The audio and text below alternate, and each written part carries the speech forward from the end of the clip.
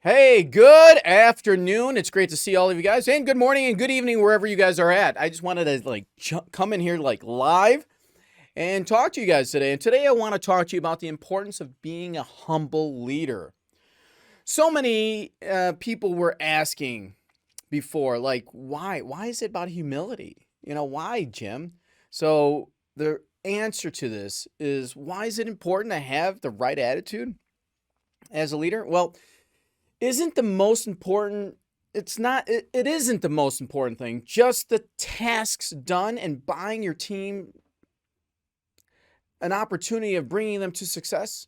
That's what's important, right? Well, your attitude is going to really impact your success along the way. See, leaders are people, and like anyone, go through a lifelong journey of attaining skills and developing methods to fulfill certain goals. So whether you or we classify humility as an innate attribute to who we are, or formulate a specific skill, leaders today should listen in on the benefits of this specific trait. They really should. And although most people don't necessarily associate humility with the image of a leader, the overused and undervalued traditional leadership style can no longer be heavily relied on. It just can't. See, leaders who practice humility generate trust. They empower their employees and their fellow coworkers. They really do. Look at failures as challenges and develop a comfortable team spirit, all which can be achieved by being a servant leader. I've been a servant leader for many, many years, and it's really helped me become more humble along the way. See, you know what really what does it really take to be a servant leader, right? Servant leadership is a management style that can be adopted by a leader who prioritizes the growth and the well-being of the organization over one's personal ambition. It really takes a leader to get out of that scarcity mindset and look at everything with abundance. If simply put, it's the type of leader who can see the bigger picture, the vision, as we went over last week on strategy. Really take that vision and that mission and take that picture and will bend backwards or mold themselves to, better serve other people. It doesn't matter who it is, someone on your team or customer or carrier or someone on the street, the person at the local Starbucks. A servant leader is humble, collaborative, and wants to achieve success by uplifting all other levels of an organization. I'm constantly looking at all the levels, all the departments, all the different silos within the organization and saying, what is the biggest thing that I can help with or change or put light on, shine it on to really bring attention to and find a better flow, a better process. So instead of holding authority and control, they make it a point to allocate the duties and give others the opportunity to take on and expand their leadership potential. See, this is where empowering others to see what you see, empowering others to achieve what you've achieved, right? You've already achieved those things. It's time to switch and become that servant leader. And unlike self-serving leaders, they aren't likely to be impressed by those who look to get ahead simply by belittling themselves in front of positions of authority. It's just a different mindset. So how does one demonstrate humility? Well, genuinely humble leaders will see themselves more as coaches, mentors, always looking for ways to really encourage others and bring out the best in them. Now, there's some caution here and some psychology that you need. When you do this as a leader and watching the other person, sometimes they're going to feel less than. They're not going to feel as looking great, right? So when you bring this out, they're like, and they're going to see it as almost being terse, or that you're bringing out their negatives because it's a blind spot for them. It's a scotoma. So this can include words of affirmation, acknowledgement, praising the work of the others, and giving credit where credit is actually due. See, a leader can also be a supporter for them, and you have to be. We can't just go out and just start saying, well, you're doing everything wrong, because they're not. They're not really doing everything wrong.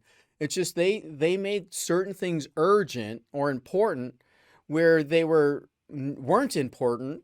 That you could do those next year, not now, or you could get to it next week. You have to really prioritize what is a security risk, or what could be utterly harmful to the organization. Those are urgent.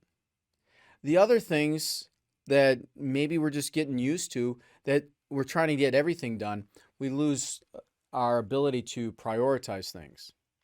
So when we look at humble leaders really encourage others to join forces and fulfill skills as a team, collaborative, right? See, the ideal leader would ensure like a collaborative and relaxed workplace where competition doesn't lead to mistrust or displacement of energy. And we really need to focus. Focus is a key term that one needs to see. Flow is another one. So where's our flow at? Where is the employee's flow? Where is your flow at? Are you that introvert? Are you that extrovert? Is your head in the clouds, or are you more grounded to that gut feeling of what's really going on? As I continue on, I just want to reach out to you guys and say, listen, if you have any comments, concerns, or questions, you just want to give a shout out from whatever continent that you're at, just go ahead and put it into the chat. Would really love to hear it. Plus, maybe something that you were dealing with today, that this is really a good sounding board for you right now at this time. See, practicing humility in the workplace requires some vulnerability on your part, and it helps create a natural environment for all of us to work in, where everyone feels comfortable and they can be acknowledged for their flaws and the positive things. And we're there to help, right? So having a flaw, something that you overlooked, isn't necessarily a bad thing, but we're groomed in society, in our culture, in our families, in our businesses, that when we have a flaw, it's something negative. Well, no, it's giving you a grade of where you're at right now, and do you choose to go take that on?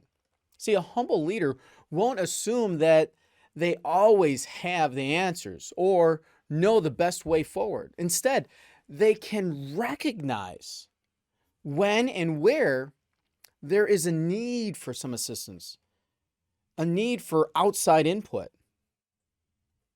and then they can deliver it. See, moreover, humility is demonstrated by having accountability. This is what's really important, because when people are accountable for something and something goes wrong, they like pointing the finger. It might be pointing at you. It might be pointing at someone else or someone else.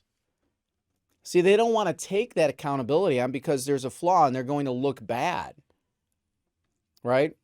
See, we have to accept the mistakes and the shortcomings.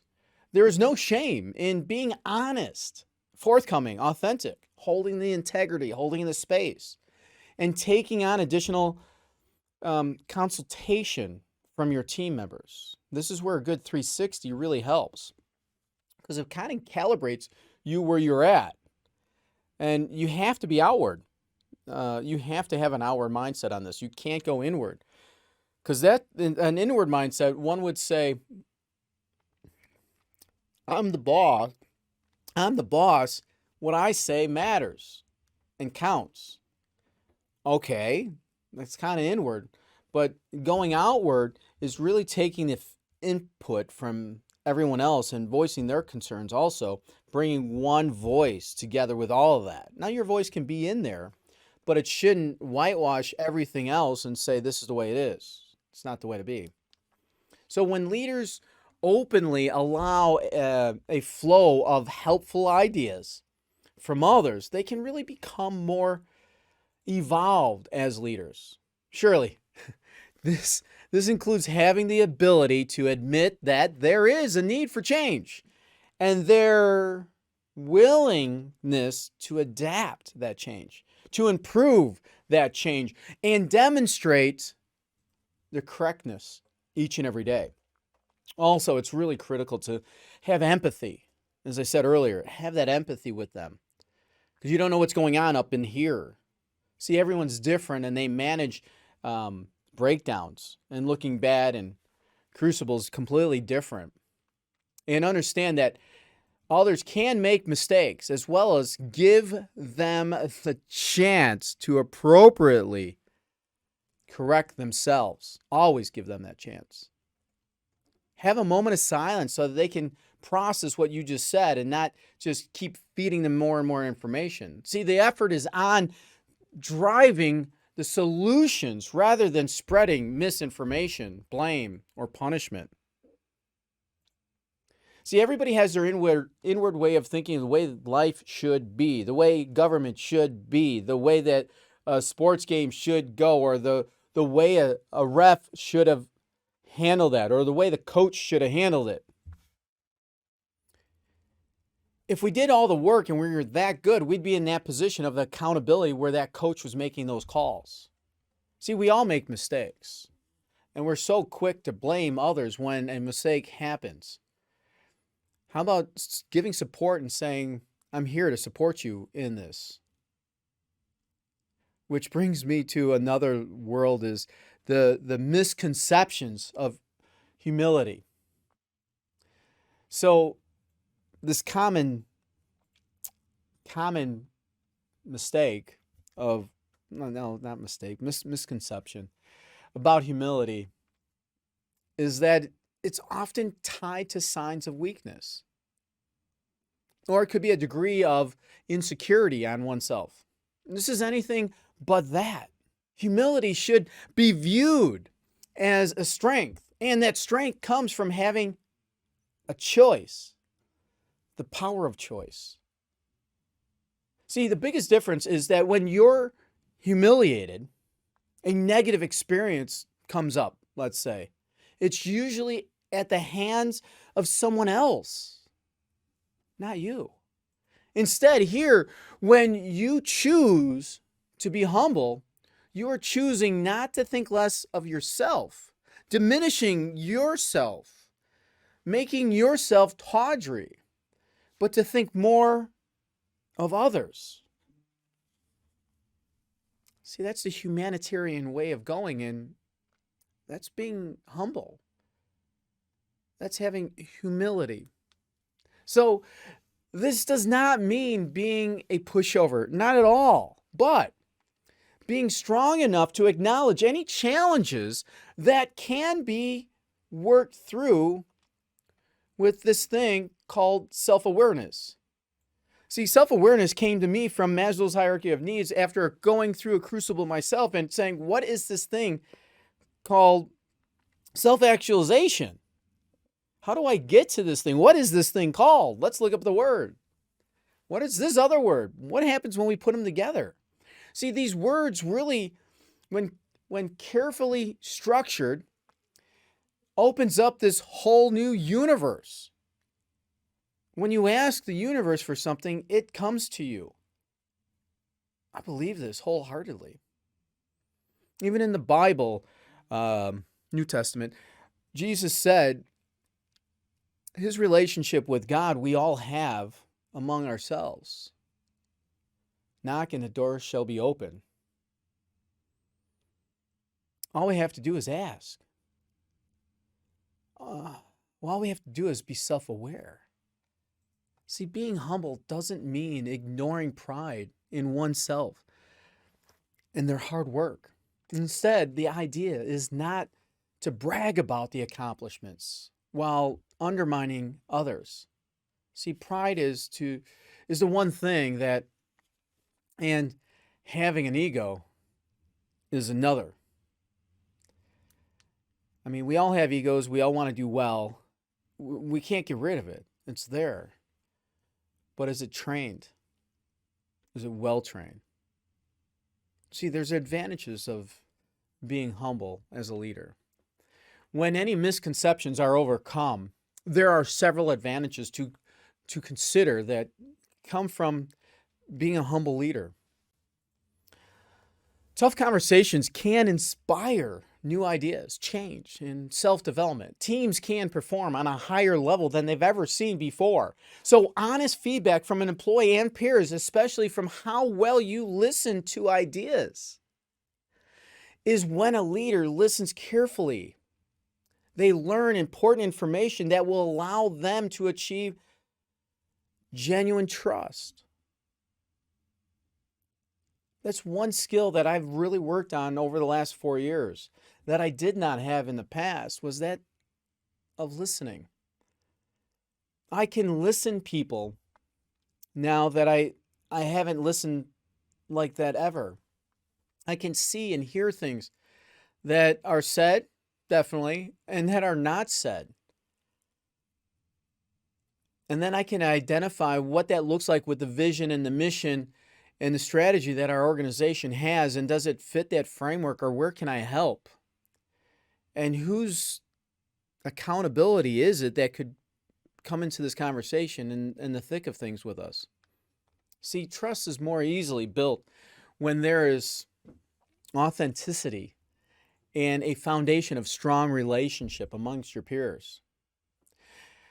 And when there is trust, a leader can be more persuasive. Humility opens that door I talked about being knocked on for other virtues that can really help the growth that happens daily.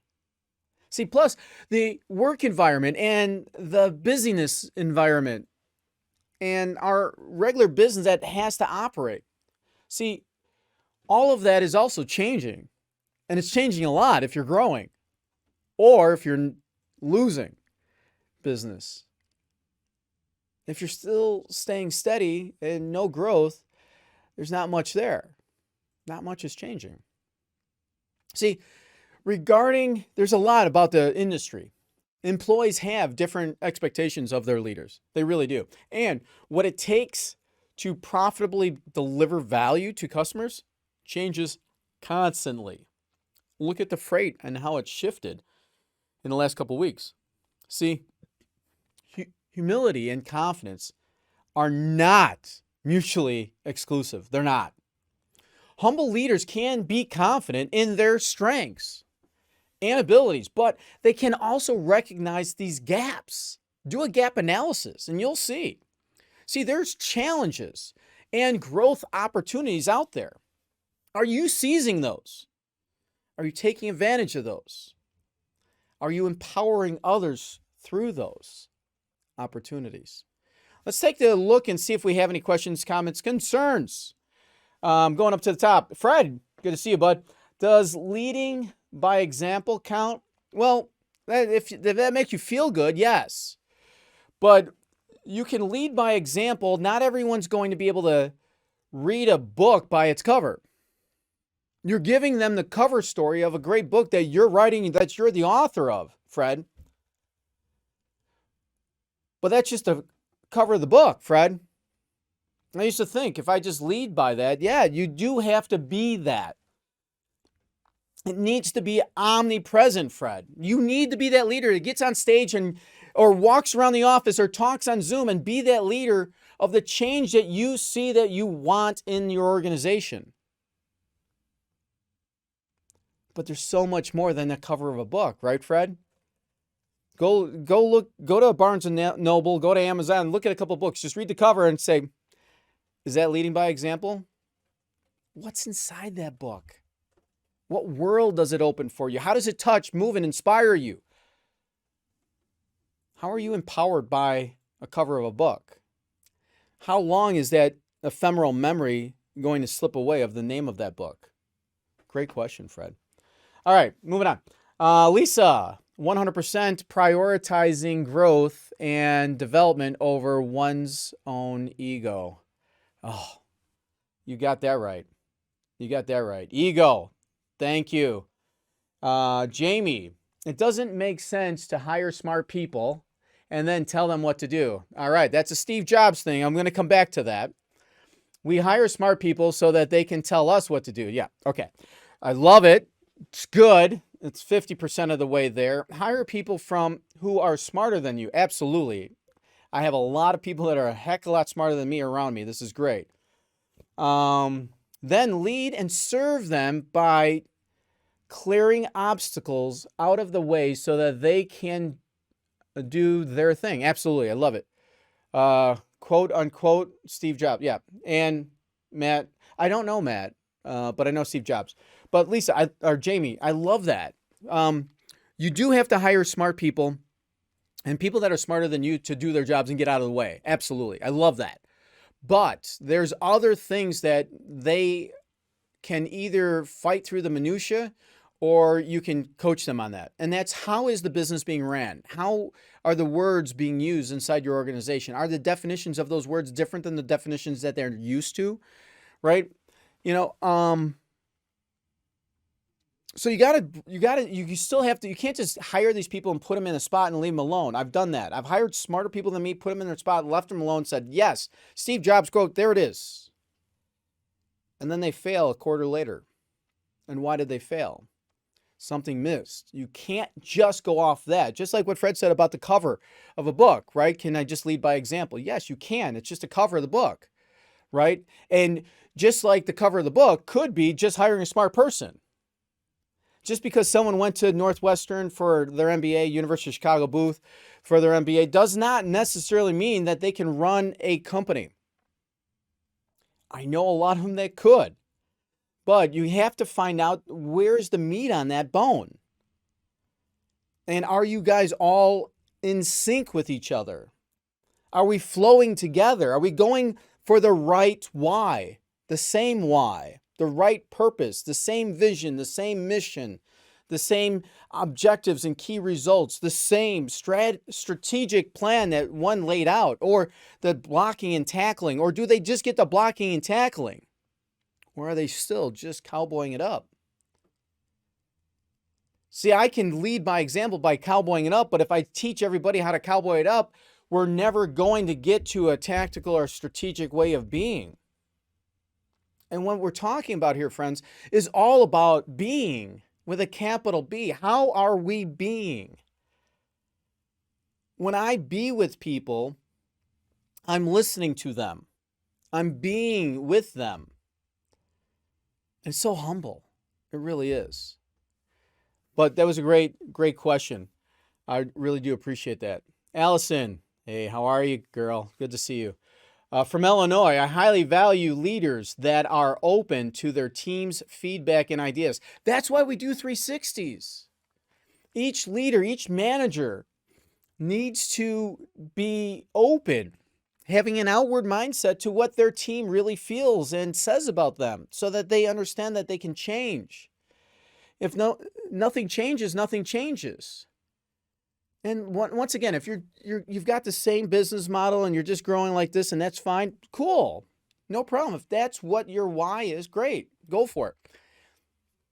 But if you're growing, like last year we grew somewhere between 120, 130%. We grew and we're planning on doing that again this year. We've already grown. So you have to change. It's a different car. We do not have the same car, our first car that we got when we were in high school. We've had several different cars. If you still have your same car in high school, great. It's not your only one. All right. So I know some people that listen to this and I know you still have your car from high school, Dennis. All right. Let's move on. Dwight, Jim, Thank you, bud. Right back at you, brother. I'm a junior also. Cindy says, how would you help a manager become more humble when they fail? Yeah, when they fail. Reach out to them and be with them. If you can help them see their failure and what could have gone in place to support them so they wouldn't have failed, and have them discover that for themselves, that won't happen again. Now, if you just tell them what they ought to be doing or what they should have done, or, yeah, I hate shooting on a whole bunch of people. It's just terrible. But they have to see it. They have to own it and realize, connect the dots and say, yeah, you're right. That's transformation. That's a new way of being. That's the desired state I've always been wanting to go to. And you just basically brought that to my attention. Allison, great question. Jamie's back. How are you? Good afternoon from Appleton, Wisconsin. Thank you for that. I was wondering where you were, Jamie. Oh, I know. We just talked on a DM. Thank you. That's awesome. And let me see if there's any other comments. No more comments. That's good. We got them up. So you might be throwing one in. No problem. I'll hit that later on when I go back to my desk. I want to wrap up today's live and really just thank you all. Thank you all for joining. Thank you for being here. Thank you for being present. I hope you just took one thing away. If you got more than one thing, great. I like just bringing this content to you so that it just perturbates you, right? You're either the balloon or the needle. Which one are you? Are you being perturbated, meaning someone's popping you, someone else is the needle? Are you the needle and bringing something forward? I'm trying to be the needle here and giving you guys information and content that will really take you to the next level, where you want to be or where you could possibly go. I'm not going to shit all over all you guys, all over the world, all the different content. I don't want to do that. There's always room for improvement when I look at it. There really is. And a bit of introspection can make all the difference in the world. And you know what? It's necessary. You can be a leader of a large group of people or a small team of just, I don't know, a few individuals, and can take the time to do some self-reflection of what's going on. Take a minute, just do a breathing exercise and bring you guys back to neutral. Do you see yourself as being a humble leader? And are you working towards a common goal with your peers? We all can grow. That's what we were put on this earth to do, is to grow as individuals and make a difference in this humanitarian world and be better versions of ourselves with humility in your own step as you're walking in your life. If you have any questions, comments, concerns, suggestions of your own, please send me a DM or leave it right here at the bottom. Let's connect. Follow me and click that. Go to my main page and hit follow, and then hit the little bell up at the top right-hand corner. You'll be notified every time that I post some new content or I go live. Thank you very much. Have a blessed week, guys and girls. Bye-bye.